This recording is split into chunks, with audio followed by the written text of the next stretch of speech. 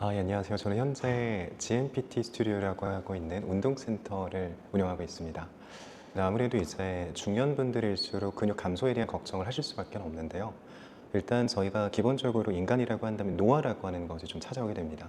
그 노화라고 하는 것은 피부의 탄력뿐만 아니라 근육에 대한 감소로까지 좀 이어지게 되는데 보통은 30대부터 시작이 됩니다. 그러다 이제 40대 때부터도 매년 1%씩의 감소를 보이게 되고요. 그다음에 이제 60세 이상이 되면 그 급격하게 떨어지는 현상을 나타나게 되죠. 아무래도 이제 관절에 대한 영향을 좀 저희가 생각을 해볼 수가 있는데요. 결국에는 이 근육이 지탱해 줄 수 있는 힘이 없으면 근육이 해야 되는 일을 관절이 하게 됩니다. 그럼 저희의 하중 자체를 관절이 받아내는 것만으로도 부담이 될 수가 있는 거죠. 그로 인해서 이제 관절에 관련된 그런 질환이라든지 골다공증과 같은 잘 알고 계시는 그런 부분들이 발병하게 되는 것이죠. 골다공증 예방에 걷기 운동은 그렇게 효율적이지 못할 수 있습니다. 저희가 걷기라고 하는 유산소 운동은 좋은 운동이 됩니다. 아무래도 이제 걷는 것만으로도 저희의 건강을 어느 정도는 확보를 해볼 수는 있으니까요. 다만 근력적인 부분은 좀 다릅니다. 저희가 골다공증이 걸리게 되는 가장 큰 이유는 뼈에는 골밀도라고 하는 것이 존재합니다. 근데 그 골밀도가 촘촘해야지 건강한 뼈고요. 그 골밀도 자체에 구멍이 송송 뚫리게 되는 것을 저희가 그게 심해지면 골다공증이라고 얘기를 합니다. 이처럼 이 뼈 자체가 튼튼해지게 만드는 데에는 부하라고 하는 것이 필요한데 걷기만으로는 그 부하를 만들어내는 게 좀 어려운 것이죠. 부하라고 하는 것은 결국에는 이 뼈 자체에 있어서 견딜 수 있는 힘을 얘기하는 것인데요.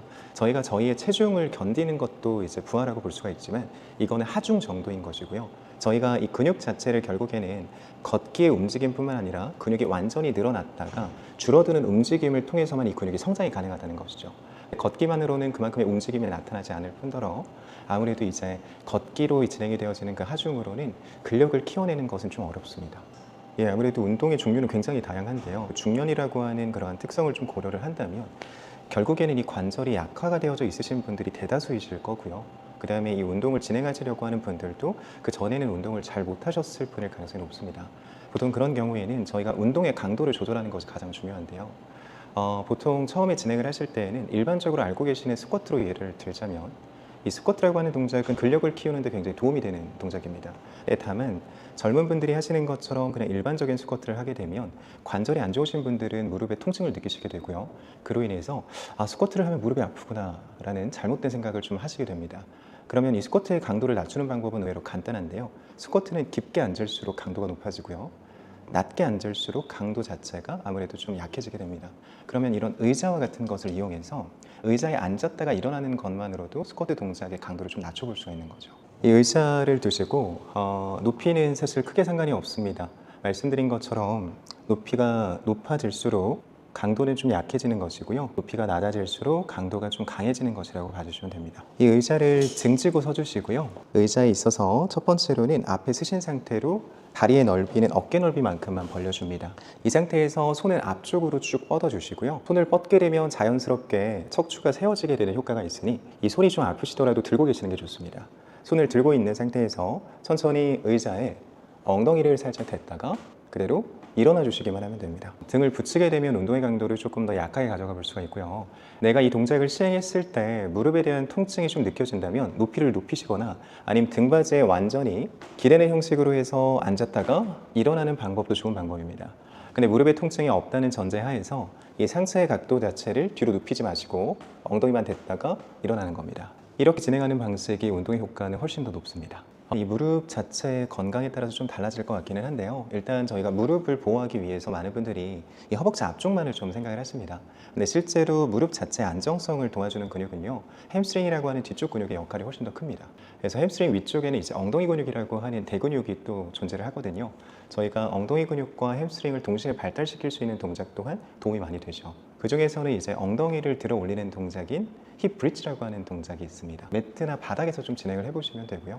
네, 그 동작을 통해서 엉덩이라든지 허벅지 뒤쪽을 손쉽게 강화를 해볼 수 있습니다. 무릎뿐만이 아니라 이 허리 주변부에 통증이 있으신 분들이라든지 허리 주변부가 좀 안 좋으신 분들도 허리에 부담 없이 엉덩이하고 허벅지 뒤쪽을 키워볼 수 있는 동작입니다. 운동을 통해서 혈당이라든지 혈압을 조절하는 능력이 좀 좋아지게 되는데요. 그 이유는 생각보다 단순합니다. 저희가 이제 운동을 하는 도중에 이 혈관 자체가 일시적으로 확장이 됩니다. 그럼 그 확장이 된 혈관으로 인해서 혈액에 대한 운반이 잘 이루어지게 되겠죠. 좀 빨라지기도 할 것이고요.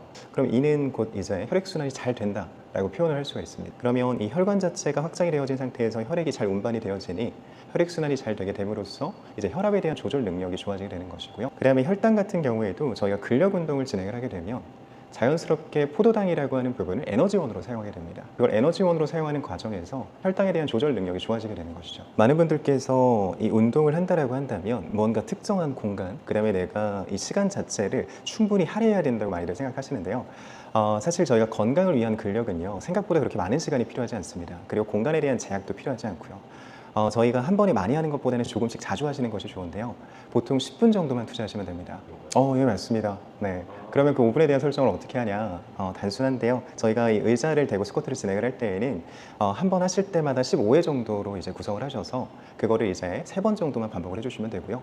네, 그 3번을 반복하시는 동안 5분 정도면 끝나실 겁니다. 물론 쉬는 시간을 조금 짧게 가져가 주시는 게 좋겠죠. 30초에서 1분 정도로만 쉬는 시간을 설정하셔서 3번의 반복을 해주시면 되고요. 힙 브리지도 마찬가지로 한 번 하실 때 15회 정도로 설정하셔서 3번만 반복해 주시면 됩니다. 네, 그럼 일단 스쿼트 동작부터 먼저 한번 보여드릴 텐데요. 자, 말씀드린 것처럼 다리는 어깨 넓이로 벌려주시고 손을 반드시 앞쪽으로 쭉 뻗어주세요. 손을 그대로 유지하신 채로 천천히 엉덩이를 의자에 댔다가 그대로 일어나 주시기만 하면 됩니다. 하나, 다시 엉덩이를 댔다가 그대로 일어나 주시면 됩니다. 둘, 셋, 넷. 근력 운동을 진행할 때 이 속도에 대한 부분은 목적에 따라 좀 다를 수가 있는데요. 예를 들어서 저희가 몸을 쓰는 스포츠 업종을 가지신 분들이라면, 예를 들어서 축구나 럭비와 같은 가격한 운동을 하고 계시는 분들이라면 이 순간적인 순발력을 위해서 속도를 빨리 하는 경우가 있습니다. 근데 저희가 그러한 특수한 상황이 아니라고 한다면 이 근육 자체를 사용하는 데 있어서 익숙하지 않으신 분들은 속도가 빨라지게 되면 빨라지게 될수록 근육이 아닌 관절을 사용하게 될 확률이 높아집니다. 즉 근육이 늘어날 수 있는 시간을 줘야 하고요. 수축할 수 있는 시간을 줘야 합니다. 이런 사유로는 근육 자체가 늘어날 때는 속도를 천천히 갔다가 올라오는 순간에는 조금은 빠르게 올라오는 것이 맞지만, 실제로 저희가 운동을 진행할 때 중년층 이상의 분들은 앉으실 때도 일어날 때도 속도를 조금 천천히 가져가 주시는 것이 좋습니다. 그렇게 운동을 해야 관절의 부담을 좀 줄이고 저희가 실제로 강화하고 싶은 그 근육을 한번 써볼 수가 있는 것이죠. 권장드리는 쉬는 시간은요 30초입니다. 근데 이 15개가 쉬우신 분도 있으실 거고요, 좀 어려우신 분도 있으실 거예요. 근데 보통은 이제 진행을 해보시게 되시면 15회라고 하는 숫자가 그렇게 쉬운 숫자만은 아닙니다. 그러면 이제 본인의 개인차에 의해서 내가 너무 힘들다 싶으면 개수를 좀 조절해 주시면 돼요. 그럼 10개 정도까지 좀 낮춰주시는 것도 방법이고요. 그리고 10개 밑으로 좀 떨어지는 것 같다 싶으시면 애초에 높이를 좀 높이셔서 강도를 좀 낮추는 것도 하나의 방법이죠. 자, 똑같이 손 앞쪽으로 뻗어주시고 천천히 엉덩이 터치했다가 그대로 일어나 줍니다. 다시 천천히 엉덩이를 터치해 주시고요. 그대로 일어나 주시기만 하면 됩니다. 매트나 바닥에 누우신 상태에서 등을 대고 누우시고요. 이 상태에서 저희가 이 다리의 위치가 중요합니다. 이 다리 자체를 엉덩이 근처로 끌어당겨 주시는데, 이때 중요한 것은 무릎의 각도를 90도를 먼저 만들어 주시는 것이 좋습니다. 그리고 다리의 넓이 또한 어깨 넓이 정도로 벌려 주시고요. 벌려 주신 상태에서 편안하게 누워 줍니다. 이때 양쪽 손은 그냥 엉덩이 옆으로 놓아 주시고요. 이 상태에서 그냥 엉덩이를 들어 주시면 됩니다. 이때 무릎하고 머리가 일직선상이 되도록 만드는 것이 중요하고요. 만들어 주셨다면 천천히 내려갑니다.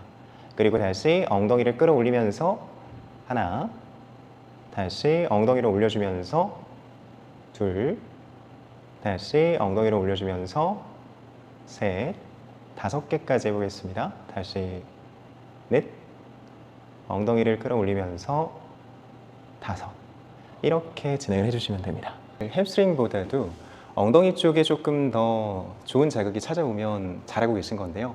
저희가 힙브리시 동작을 진행을 할 때에는 사실 햄스트링에는 자극이 잘 옵니다. 근데 중요한 거는 엉덩이에 있는 근육의 신경계가 많이 낮아져 있으신 분들은 엉덩이에 대한 자극을 못 느끼게 되는데요. 그럴 때 사용하시면 좋은 팁이 하나가 있습니다. 저희가 힙브리지를 진행할 때 엉덩이에 대한 자극이 안 오시는 분들은 올려놓으신 상태에서 직접 손으로 만져보는 겁니다. 만져서 이 엉덩이가 지금 딱딱한지를 한번 체크해 보시는 거예요. 만약에 딱딱하지 않다면 힘이 안 들어온 겁니다. 그럼 저희가 엉덩이에 힘이 안 들어왔는데 이 동작이 진행이 됐다는 건 허리를 썼다는 거예요. 그래서 내가 손으로 이 엉덩이를 만져보면서 엉덩이에 힘이 들어왔구나 하면 잘하고 계신 겁니다. 저희가 자극까지 느끼면 좋겠으나 실제로 신경계가 많이 낮아져 있으신 분들은 자극이 잘 안 느껴집니다. 그래서 손으로 딱딱한지 만져주시고 딱딱하다면 그대로 내려오셨다가 다시 올라가서 딱딱한지 체크하고 다시 내리시면 됩니다. 이렇게 진행하시면 저희가 허리를 좀 보호하면서 엉덩이하고 햄스트링을 좀 손쉽게 키워낼 수가 있는 거죠. 네, 마찬가지로 15회가 어려우신 분들은 개수를 좀 낮춰주시는 것이 좋은데요. 10개만 하셔도 괜찮습니다.